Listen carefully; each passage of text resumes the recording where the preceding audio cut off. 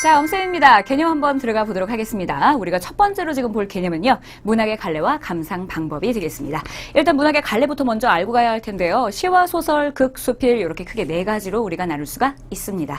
자, 그다음 뒤쪽에서 감상 방법에 대한 얘기가 들어갈 땐 외제와 내재에 관련된 이야기가 들어갈 거예요. 먼저 시와 소설의 차이점부터 우리가 보도록 해야 할 텐데요. 여러분들의 책을 보시면 거기에 예시가 하나 나와 있어요.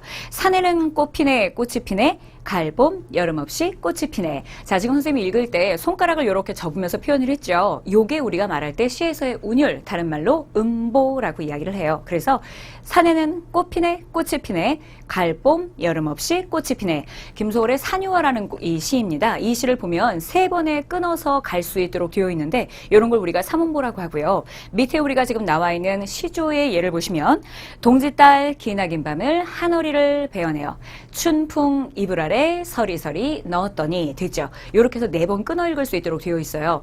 숨을 한번 들이쉬고 난 다음에 내뱉는 그 상황까지 몇 번 끊어 읽느냐라는 걸 음보라고 얘기를 하는데 우리나라 음보에는 삼음보와 사음보 두 개가 있습니다. 삼음보가 들어가는 거에는 고려 가요라든가 민요라든가 아니면 김소월의 시와 같은 일부 전통시의 계열을 이어받은 시가 있을 수 있고요. 그리고 사음보 같은 경우엔 시조나 가사나 판소리 같은 게 들어갈 수 있어요. 물론 민요도 들어갈 수 있고요. 이렇게 시에서 우리가 중요하게 생각해야 할 건 음악성이다 되죠. 그래서 음악성이 있는 거, 운율이 들어가 있는 작품을 우리가 시라고 부르더라라는 거. 반면에 소설이라고 들어가주면 예시로 지금 동백꽃 나와 있는 거 보이시죠? 잠깐 보도록 할까요? 그럼 너 이다음부터 안 그럴 테냐? 라고 물을 때야 비로소 살 길을 찾은 듯 싶었다. 나는 눈물을 우선 씻고 뭘 안 그러는지 명색도 모르지만 그래 하고 무턱대고 대답했다. 됐죠. 여기에 지금 점순이하고 나하고 두 사람의 이야기가 나와요. 내가 점순이한테 감자 선물을 받았는데요. 근데 내가 그 의미가 뭔지를 몰라서 점순이한테 함부로 했더니 점순이가 화가 나서 그 이후로 복수국을 펼치는 이야기가 김유정의 동백꽃이에요. 지금 선생님이 여러분들한테 나 그리고 점순이의 관계 무엇 때문에 싸우게 되었는지에 관련된 이야기를 쫙 정리해 줬죠. 이걸 우리가 소설에서 필요한 서사, 다른 말로 줄거리라고 이야기를 합니다. 그래서 우리가 볼 수 있는 소설에는 긴 글의 분량도 있겠지만 인물, 사건, 배경 세 가지를 통해서 줄거리를 잡아줄 수 있을 때 그걸 우리가 소설이라고 불러요. 이해가 됐죠? 자, 소설과 시에 관련된 이야기를 짧게 선생님이 이야기를 해줬어요. 그럼 다시 한번 정리해 볼게요. 시에는 무엇이 나온다? 운율이 나온다. 운율은 뭐라고 부르냐? 음악성이라고 부를 수 있다. 이 운율에는 기본적으로 무엇이 있는가? 삼음보나 또는 사음보가 있다. 됐죠? 이걸 우리가 시라고 부릅니다. 자, 그 다음 소설이라는 것은 무엇이냐? 선생님이 서사라는 말을 썼었죠. 이때의 서사라는 것은 줄거리가 있다라는 얘기였었고요. 이 줄거리에는 세 가지 요소가 반드시 필요합니다. 인물이 필요하고요. 그리고 사건이 필요하고요. 그리고 배경이 필요하고요. 인물, 사건, 배경에 따라서 우리가 그 이야기를 전달할 수 있을 때 이걸 소설이라고 얘기를 해줘요. 그리고 소설 속에서는요. 말하는 사람이 누구인가에 따라서 우리가 시점이라는 걸 나눠요. 그래서 소설에서 우리는 시점이라는 것도 중요하게 생각을 해야 할 것이에요. 그래서 시점 같은 것도 우리가 볼 수 있고 그 다음 그 시점이라는 게 서술자가 어느 위치에 있느냐에 따라서 이야기할 수 있는 것이기 때문에 서술자가 안에 있는가 밖에 있는가 이런 걸 따져서 서술자라고 나눠주기도 하더라. 기본 개념을 익히는 게 지금 여기선 중요한 거니까요. 일단 여러분들이 시와 소설의 차이점을 크게 기억하시면 돼요. 그래서 시와 소설의 차이점은 시에는 운율과 음악성이 있고 소설에는 서사, 줄거리가 있더라라는 걸 기억하시면 되고요. 자, 그 다음에 이제 극과 수필로 들어가 줄 텐데요. 극이라는 건 두 가지를 포함을 해요. 하나는 연극의 대본으로 들어갈 수 있는 희곡이 들어가고요. 또 하나는 시나리오, 영화의 대본이 들어가죠. 그리고 수필이라고 들어갔을 땐 고전 수필도 있을 수 있고 현대 수필도 있을 수 있고요. 일단 극에 대한 예시를 먼저 알아보시게 되면 그게 지금 나와 있는 거 보시면은요. 이강백의 결혼이라는 글이 나와 있습니다. 잠깐만요, 덤. 가시는 겁니까? 나를 두고서 덤으로 내 말을 더 들어봐요. 당신은 사기꾼이에요. 그래요, 난 사기꾼입니다. 이 세상 것을 잠시 빌렸었죠. 그리고 시간이 되니까 하나둘씩 되돌려줘야 했습니다.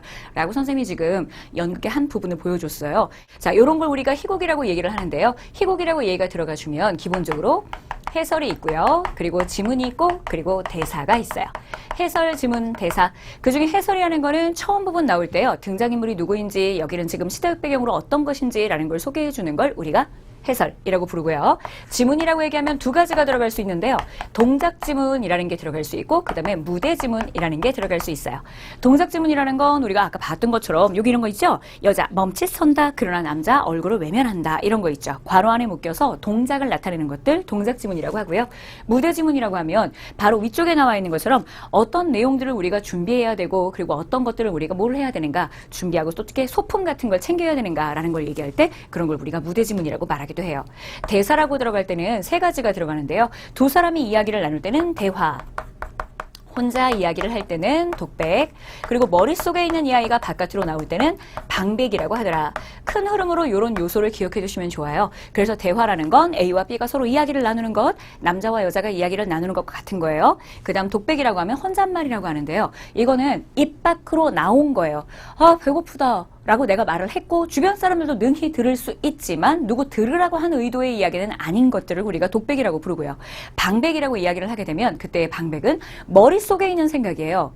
연극이라는 건 또는 여러분들이 보게 되는 이 희곡이라는 것 같은 경우에는 머릿속에서 등장인물이 하고 있는 이야기를 바깥으로 빼주지 않으면 알 수가 없어요. 그래서 바깥으로 나오긴 나오는데 주변에 있는 사람들은 듣지 못하는 걸로 약속, 대신에 관객들은 들을 수 있도록 됐죠. 여기서 내가 범인인 걸 저 사람이 알면 어떡하지? 이 얘기를 앞에 있는 사람이 나를 의심하고 있는데 여기서 내가 범인인 걸 의심하면 어떡하지? 라고 말하면 안 되겠죠.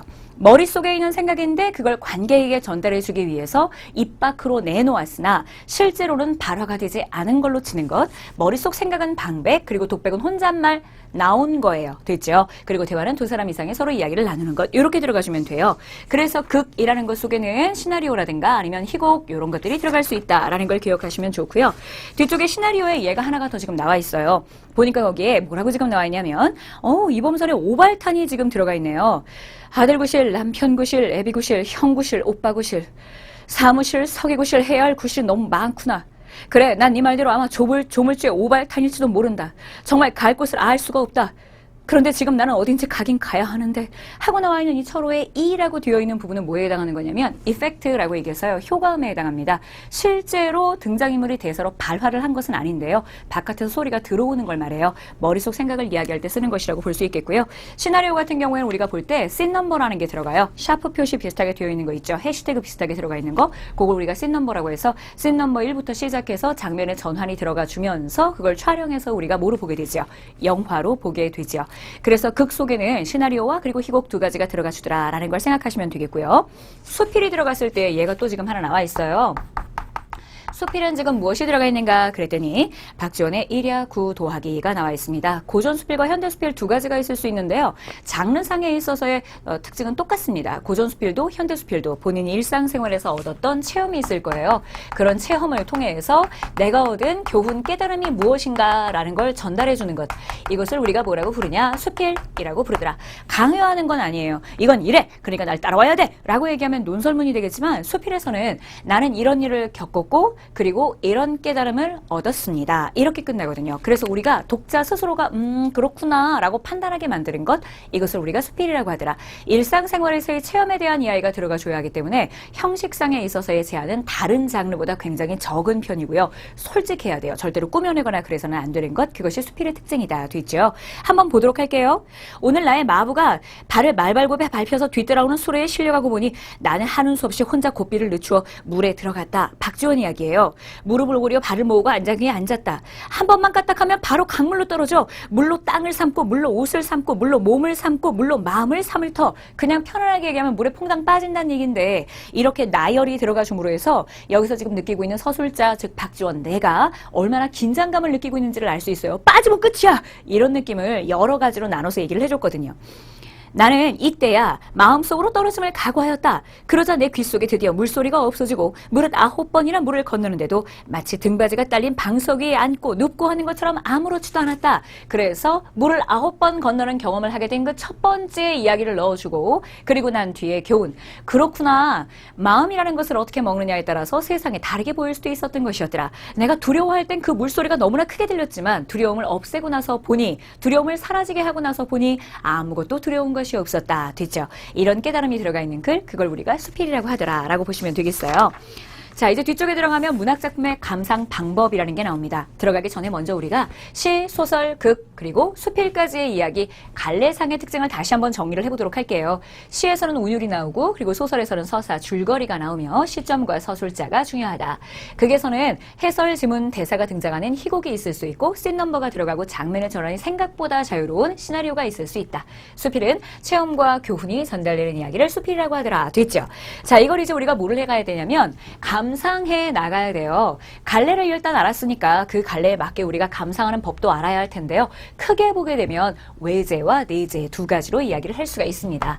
작품이라는 것을 일단 가운데에 딱 놓고요. 그걸 쓴 사람을 우리가 작가라고 이야기를 해요. 그리고 이걸 보는 사람을 독자라고 이야기를 하죠. 그리고 그 작가, 작품, 독자의 모두를 아우를 수 있는 시대라는 것이 들어갈 수 있어요. 자, 이걸 놓고서 우리가 어디다가 초점을 맞추느냐에 따라서 감상의 내용이 달라질 수 있는데요. 만약에 여러분들이 작가가 어떤 사람이었고 누구랑 친구였고 어떤 시대에 살았으며 그리고 이 사람의 그 경향을 어떠했는가라는 걸 본다고 한다면 그건 작가에 관심을 둔 것이기 때문에 표현론적 관점 이라고 이야기를 해주고요. 만약에 독자가 어떤 교훈을 얻었는가, 어떤 가르침, 깨달음을 얻었는가, 난 이 이야기를 읽고 불쾌했어 라든가, 이거 너무 좋다 이런 게 들어갔다. 그러면 그걸 우리가 효용론, 독자에게 어떤 깨달음이 들어가 주거나 어떤 쓸모가 있었던 것이기 때문에 효용론이라고 해요. 자, 이 시대가 어떤 시대일까? 일제시대이다, 6.25이다, 아니면 지금의 도회시대이다 이런 게 만약에 들어갔다면 그걸 우리가 반영론이라고 이야기를 합니다. 이건 작품을 바깥에서 본 것에 해당하거든요. 그래서 이걸 우리가 외제적 관점이라고 이야기를 하고요. 실제로 시험 문제에 들어갔을 때는 보기가 나오기 때문에 걱정 안 하셔도 괜찮아요. 작품에서 어떤 표현법이 사용되었는가라는 것도 주교하게 작용할 수 있는데요. 이때 지금 작품에서 나올 수 있는 거 표현론이 아니라 표현한 사람에 대한 이야기가 아니라 표현 방법에 관련된 이야기예요. 그래서 만약에 그것이 시라 그러면 어떻게 운율을 만들어 주었는가, 어떤 상징과 비유가 들어갔는가 이런 것들을 얘기하거나 또는 소설이라 그러면 발단, 전개, 위계, 설정, 결말 중에서 어디에 해당하는가 또는 예를 들어 우리가 극과 수필을 봤다 또는 극과 시나리오를 봤다 이렇게 들어간다고 하면 그때 극의 요소가 무엇인지 시나리오의 요소가 무엇인지 형식적인 특징 부분에다가 초점을 맞춰서 이 아이가 들어갔을 땐 절대주의적 관점 또는 내재론이라고 이야기를 해요. 같은 말로 기억하시면 돼요. 그래서 이걸 안에서 봤다, 작품을 안에서 본 것이기 때문에 내재적 관점 또는 이것을 작품의 형식을 봤다. 그래서 절대주의적 관점이라고 부르더라. 됐죠? 이렇게 보시면 되겠어요. 자, 그럼 우리가 지금 봤을 때 이 내용들을 갖다가 선생님 그러니까 작품에는 갈래가 여러 가지가 있을 수 있는 거고 그 갈래에 맞추어서 우리가 감상을 해야 되는데 그 감상하는 방법이 크게 봤을 때 작품의 표현 방법 위주로 보는 건 내재 또는 절대주의라고 부르고 그리고 작가와 시대와 독자 요것들을 갖다가 한꺼번에 본다 그러면 종합주의라고 부르고 작가에 초점 맞춰보면 표현론, 시대에 초점 맞춰보면 반용론, 그리고 독자에 초점 맞춰보면 효용론이라고 들어가는구나. 바깥에서 보는 거라서 외제라고 하고 표현 방법을 보는 작품 같은 경우는 작품만 보는 것이기 때문에 내제라고 하더라. 이렇게 구분하면 될까요? 라고 물으신다면 맞습니다. 됐죠? 개념 첫 번째에서는 우리가 지금 뭐를 봤냐면 작품에 어떤 갈래가 있는가, 문학의 갈래가 무엇인가, 그리고 기본적인 표현 방법이 무엇인지를 봤어요. 하나 팁을 드리자면 작품의 표현 방법에 관련된 이야기가 들어가 있는 내재적 관점은 여러분들이 앞으로 문제로 봤을 때 선택지와 연관지어 시험 문제에 굉장히 많이 나올 거고요. 그리고 작가, 시대, 독자 요거에 관련된 이야기가 나올 때는 반드시 문제에 보기가 딸려 나올 거예요. 그래서 이 방법 자체를 직접적으로 물어보는 문제도 나올 수 있지만 이 내용들이 활용되어서 문제가 나올 수 있다는 거, 그래서 우리가 개념으로 이걸 기억해야 한다는 걸 여러분들이 알아두시면 되겠습니다. 됐죠? 이렇게 해서 개념 첫 번째 간단하게 마무리 지을게요.